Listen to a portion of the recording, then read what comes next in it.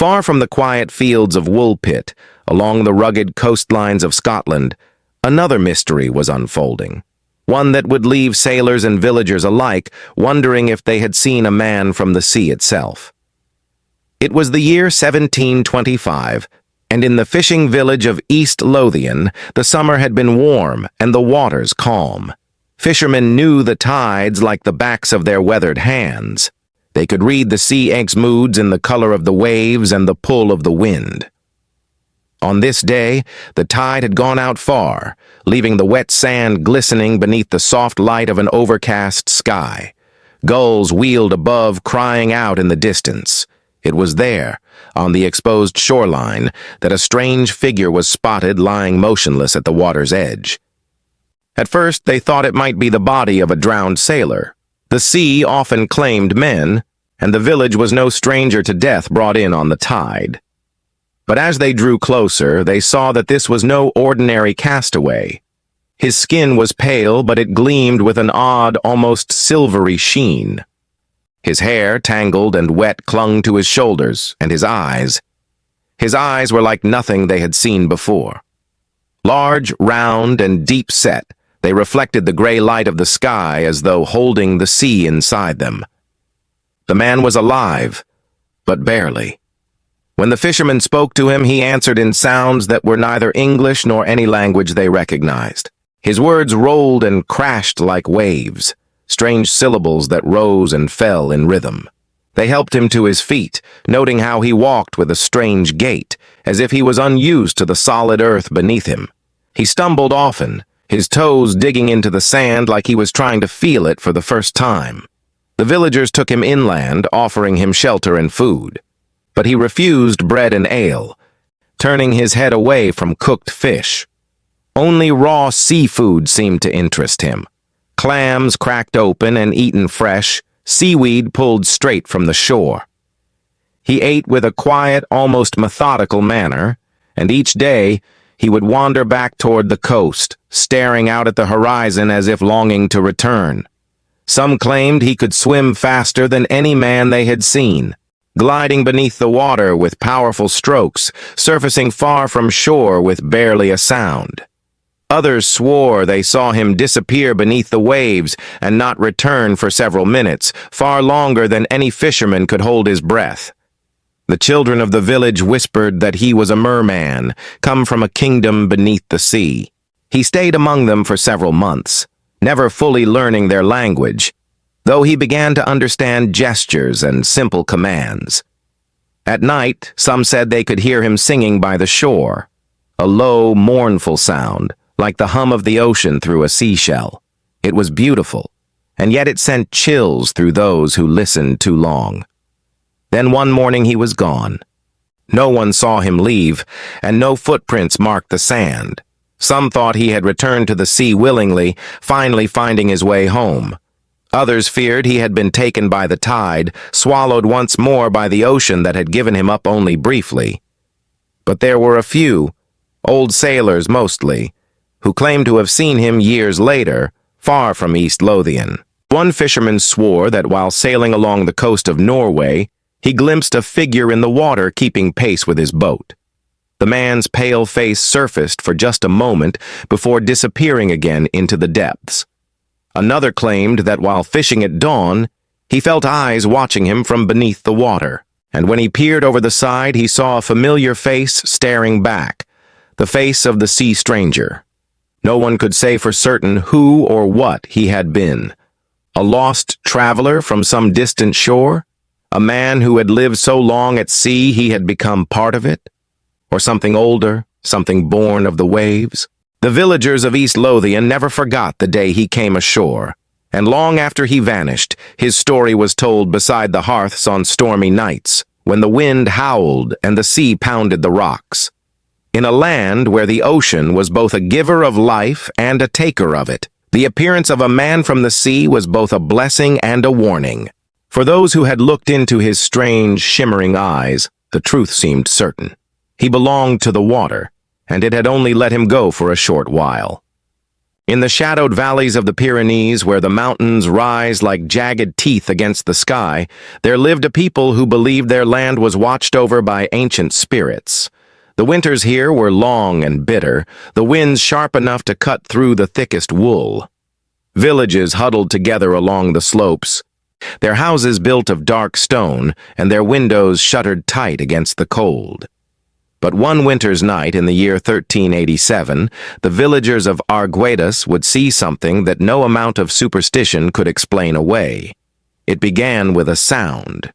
Faint at first, like the ringing of small bells. It came from the forest beyond the village, carrying strangely well over the snow. Those who heard it thought it might be shepherds moving their flocks early, though why anyone would be in the woods at night in such bitter cold was beyond reason. Still, the sound grew louder, and with it came the faint glow of light moving between the trees. Several men took torches and went out to investigate.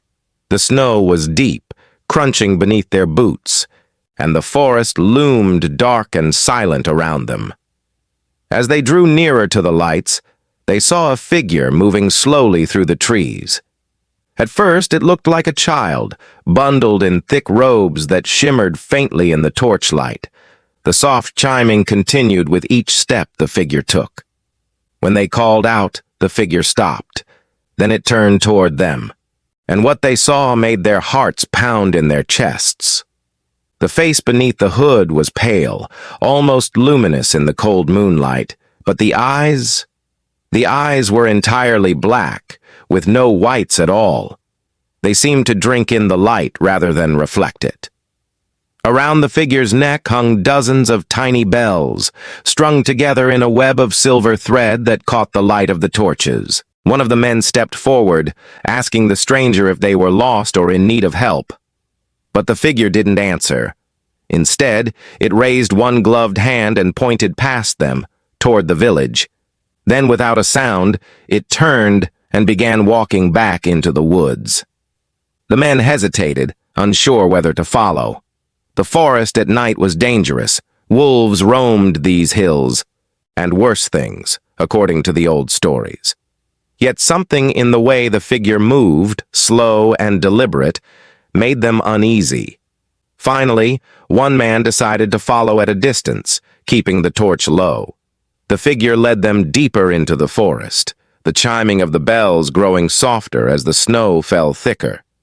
Then, quite suddenly, the sound stopped. They rushed forward to where they had last seen the figure, and found nothing. Only a wide circle in the snow where the stranger had been standing, perfectly smooth, as if the snow had been brushed away. No footprints led in or out. When they returned to the village, they found the rest of the townsfolk gathered in the square. While the men had been in the forest, a fire had broken out in one of the houses, a blaze so sudden and fierce that it seemed unnatural. Yet no one had been harmed. The family inside had all been away, visiting a neighbor. It was then that one of the elders spoke in a trembling voice. He told them of an old tale passed down for generations of the bell keeper, a wandering spirit who appeared in the dead of winter, ringing tiny bells to warn of disaster. Some said the spirit could lead people to safety. Others claimed it appeared only to those whose lives were about to change forever. In the days that followed, the villagers kept watch for the figure, but it never appeared again. Still, when the snow fell thick and the wind carried strange sounds from the forest, mothers would hush their children and tell them to listen for the bells. Not out of fear, but because the bell keeper was said to walk only where it was needed most. Even now, the people of Arguedas tell the story, their voices dropping to a whisper when they speak of the black-eyed figure with the silver-threaded bells.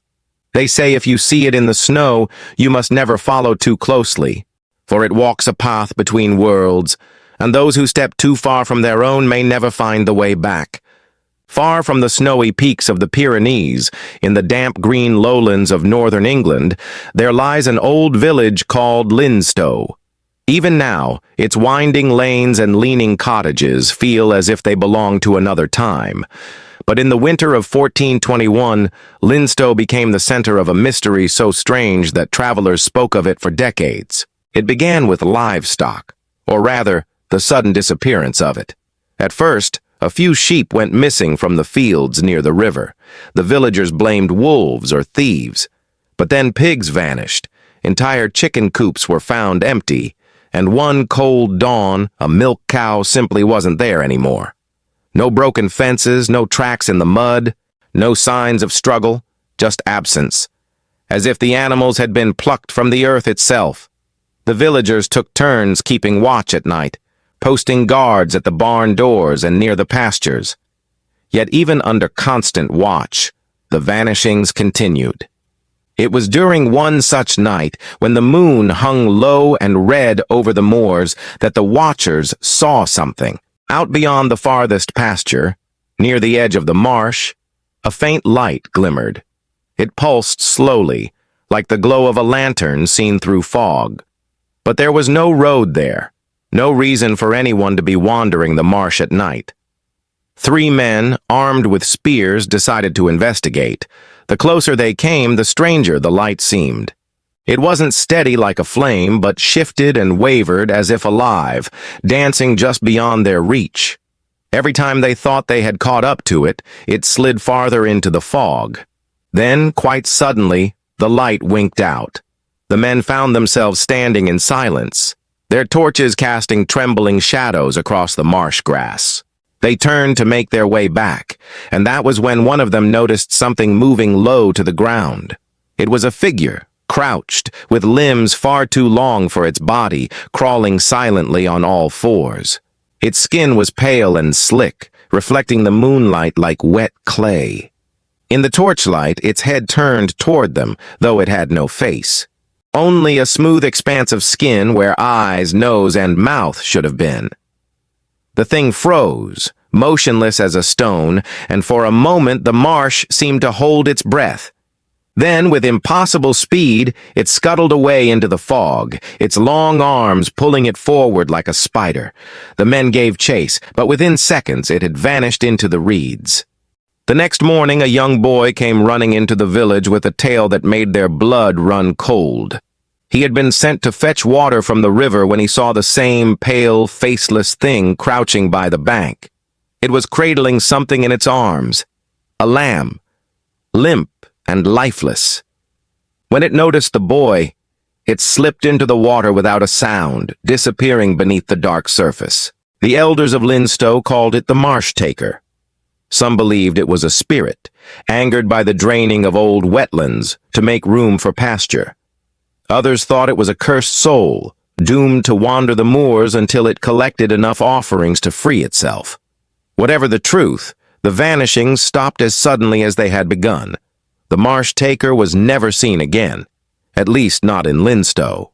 But stories of faceless, crawling figures and strange lights in the fog began to surface in other villages, always near marshes, always in the dead of night. Travelers still claim that on certain misty evenings, if you walk too close to the edge of the wetlands, you might see a pale shape watching you from the reeds. If you do, the old tales say, you must keep walking. Never look twice. Never stop. Because once the marsh taker notices you, it may decide you are the next to vanish, and no one will ever find where you've gone. In the summer of 1349, when the Black Death was at its height, there was a small port town along the southern coast of France called Saint-Laurent-sur-Mer. It was a place of fishing boats and salt merchants, where gulls wheeled over the tides and the air always smelled of brine. But that summer, the smell in the streets was not of the sea. It was of decay. The plague had emptied entire households. The dead lay in hastily dug graves outside the city walls, and the living moved through the streets like shadows. Food was scarce, and fear hung over the town like a dark cloud. But amid the silence, something else began to stir. Something the survivors could not explain. It started with the bells. At night, when the streets were empty and the sea winds carried only the creak of moored ships, The bells of Saint Laurent's small church would ring, not in the slow, mournful toll of a funeral, but in strange patterns, short, sharp bursts like a code. The priest swore no one was inside the tower, yet the bells rang for 3 nights in a row. On the 4th night, a fisherman named Lucien, who had lost his wife and 2 sons to the plague, decided to watch the church from the shadows. Just before midnight, he saw movement near the base of the bell tower. A figure emerged, thin, impossibly tall, and dressed in what looked like the tattered robes of a monk. Its hood was pulled low, hiding its face. But Lucien swore the hands that clutched the rope were black and skeletal, more bone than flesh. The figure rang the bells in that strange staccato rhythm, then disappeared into the darkness. Lucien followed. He trailed the figure through winding alleys to the edge of the harbor. There, it stopped and turned toward the sea. The hood slipped back, and Lucien saw not a face, but a skull, its empty sockets glimmering faintly as if lit from within. Without a sound, the figure stepped off the pier and walked into the waves until the water swallowed it whole. The next morning, the townspeople found a message scratched into the wood of the church door. The letters were crooked and shallow, as if carved by a weak hand. The sea will take what the plague leaves behind. At first, they dismissed it as a cruel prank, but then the drownings began.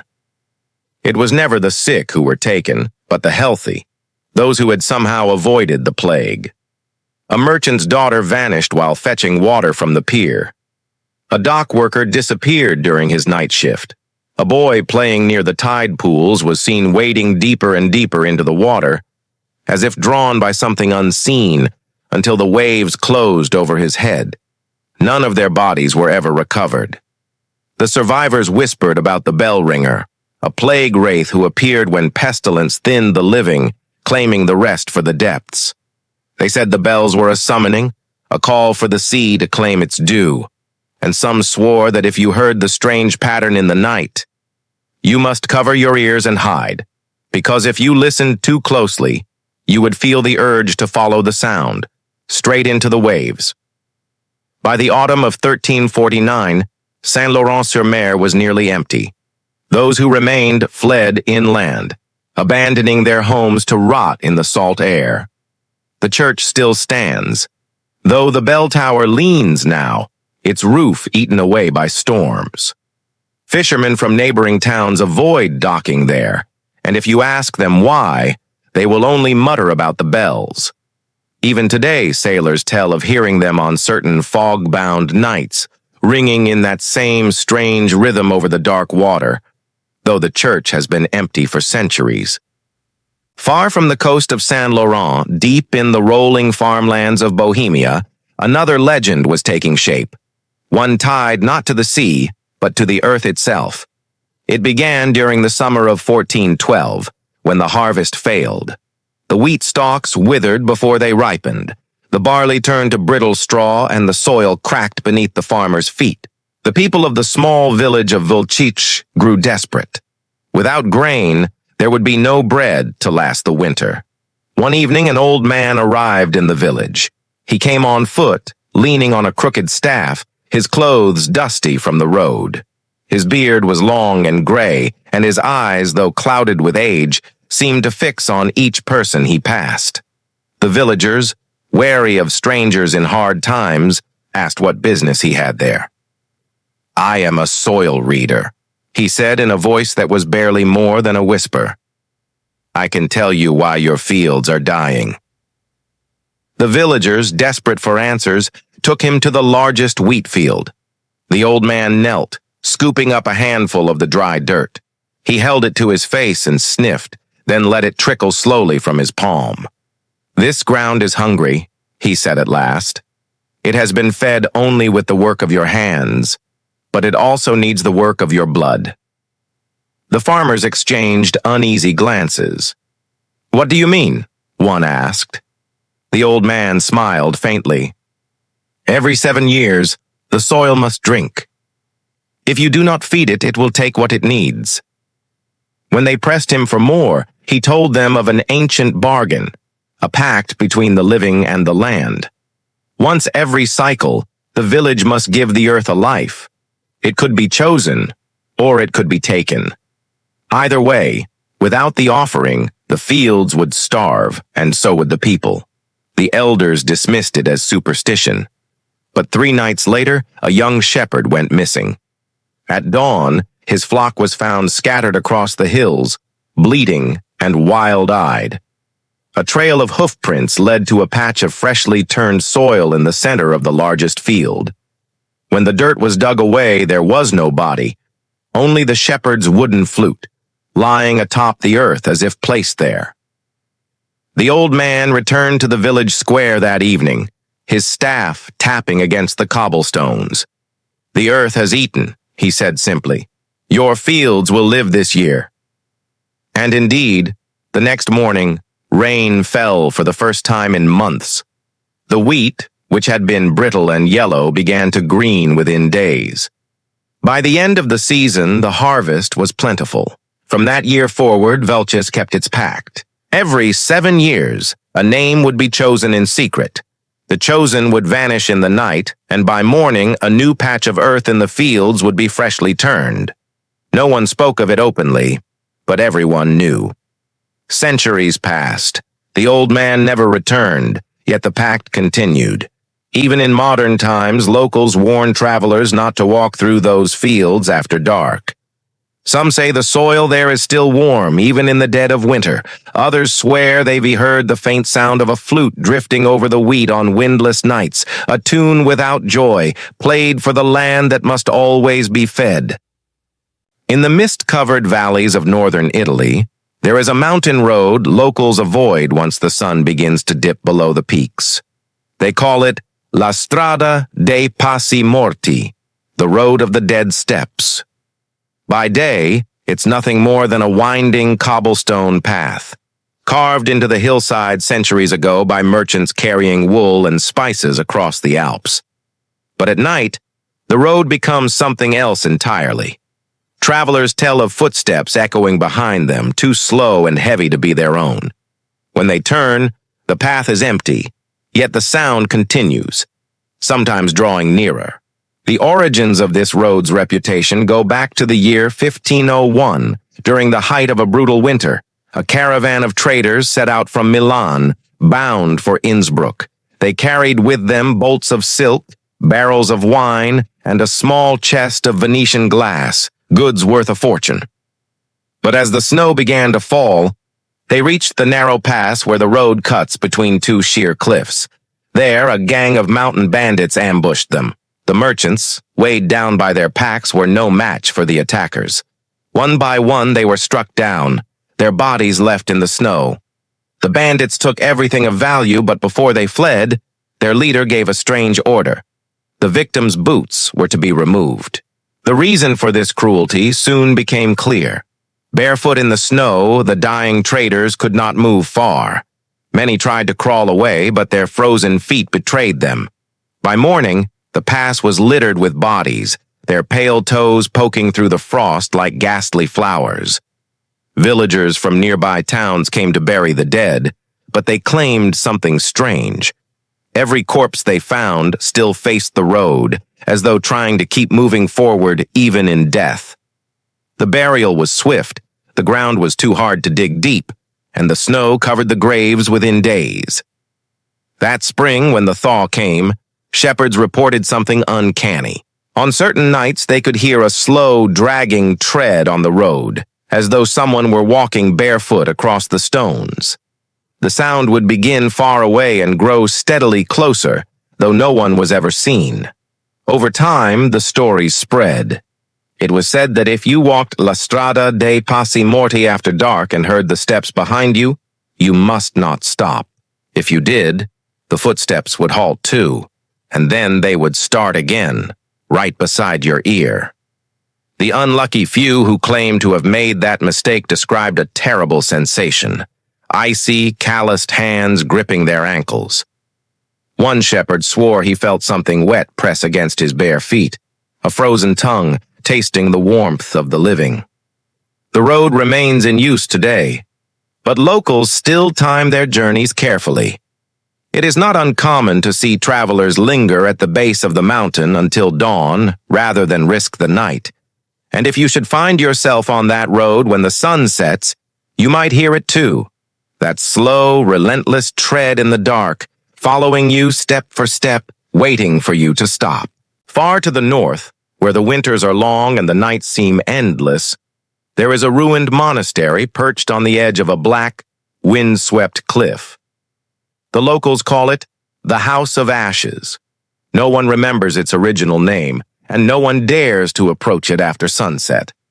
According to a tattered manuscript preserved in the archives of a nearby town, the monastery was built in the late 1200s by an order of monks devoted to absolute silence.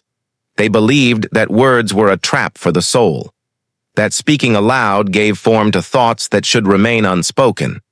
For decades, they lived in near total isolation, growing their own food, mending their own clothes, and keeping meticulous records, all without uttering a single word. But one winter, a great fire swept through the building. The monks were trapped in the sleeping hall as flames consumed the timber beams. Those who might have cried for help did not. By the time the townspeople saw the smoke, the monastery was nothing but a smoldering husk. Inside, the charred remains of the silent brothers lay in neat rows, their skulls blackened but still intact. In the years that followed, travelers passing the cliffside began to report strange encounters. They spoke of hearing faint murmurs carried on the wind, words in an old tongue no one could understand.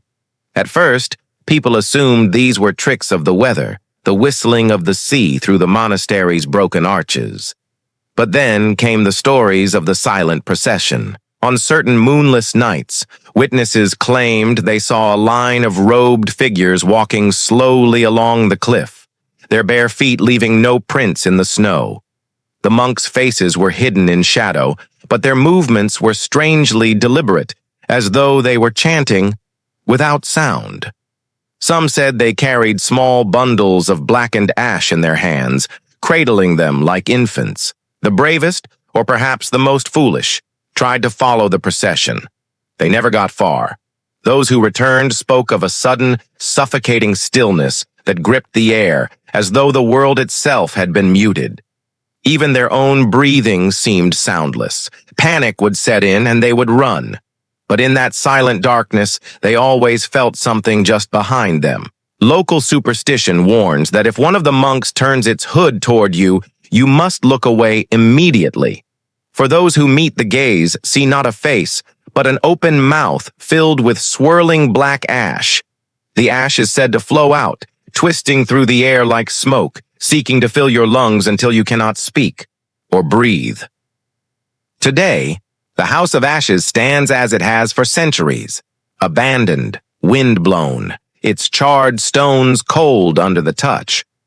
The cliff it sits upon crumbles a little more each year, as if the earth itself is trying to swallow the place whole. But the stories remain, passed in whispers among those who live nearby. And should you ever find yourself in that part of the world, standing on that lonely cliffside, you may feel a strange compulsion to hold your tongue. For if the legends are true, it is not just your words the silent brothers will take. It is your breath, your voice, and perhaps the last sound you'll ever hear will be nothing at all. It was late summer in the English countryside, and the village of Woolpit was going about its ordinary rhythm. The air was warm, carrying the faint smell of cut hay. In the distance, the steady ring of a blacksmith's hammer marked time. Fields shimmered gold under the sun as peasants bent to their work, cutting and binding the grain. Life here rarely changed, year after year, season after season. But on this particular day, the normal flow of village life was interrupted by something no one could have predicted. Two children appeared at the edge of one of the deep wolf pits outside the village.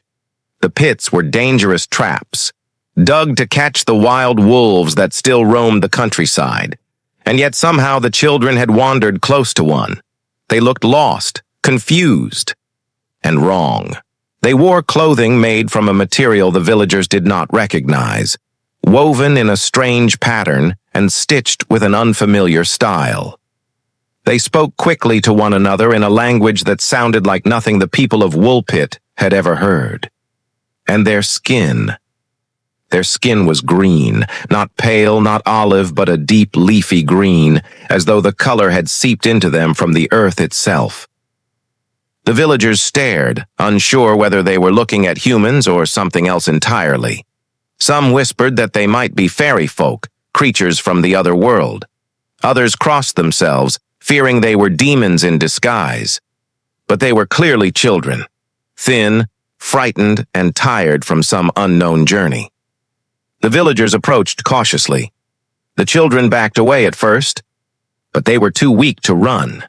Their strange words fell from their lips in quick bursts, but no one could make sense of them.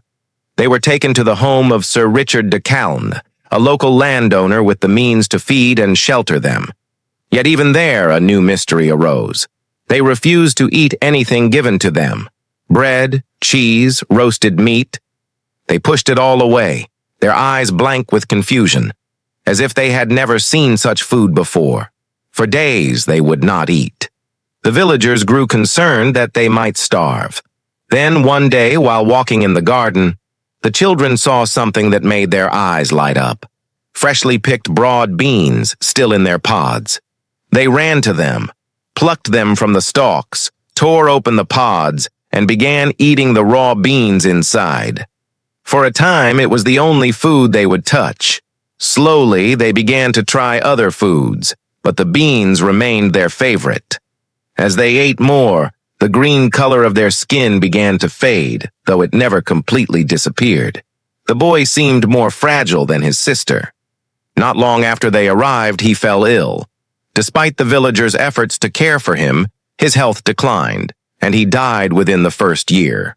The girl, however, grew stronger.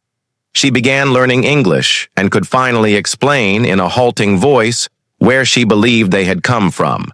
Her home, she said, was a place called St. Martin's Land. It was always twilight there, no bright sun, no pitch-dark night. A soft, greenish light bathed everything, giving the plants, the sky, and even the people their strange color. She said that everyone there was Christian, and that a great river ran beside their land. On the other side of that river, far away, they could see a shining land brighter than their own, though they had never been there. One day, she and her brother were tending their father's cattle when they followed the herd into a cave. They walked in darkness for what felt like a long time, hearing the distant sound of bells. When they finally emerged from the cave, the sunlight blinded them. The air smelled different, sharper. The ground felt unfamiliar beneath their feet, and they found themselves standing near one of the great pits outside Woolpit, surrounded by people who spoke words they could not understand. She did not know how they had traveled so far.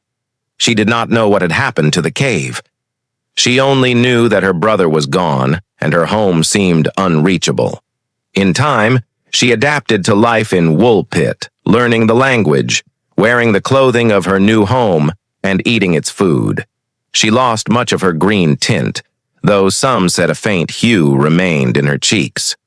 The villagers never forgot the day the two strange children appeared. Some claimed they were travelers from a far-off country whose ways were simply unknown. Others swore they had come from a hidden world beneath the earth, a place where the sun never shone. Whatever the truth, no one could deny the strangeness of their arrival, nor the mystery that clung to them.